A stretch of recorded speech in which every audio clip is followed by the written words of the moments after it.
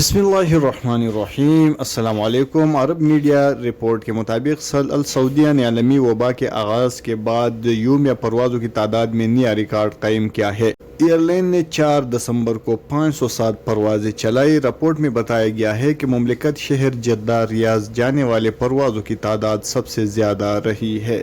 Saudi अरब के मज़कूरा दोनों शहरों के लिए अलहदा 128 परवाज़ें चलाई गई है, जबकि दमाम के लिए 30 और मदीना जाने वाले परवाज़ों की तादाद 14 रही।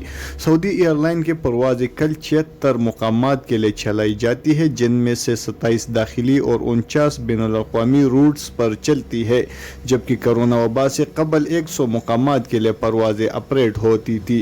अल सऊदिया के सरबराह इब्राहिम बिन सलमान का कहना है कि वबा के मनफी असरात से बहाली का सिलसिला जारी है।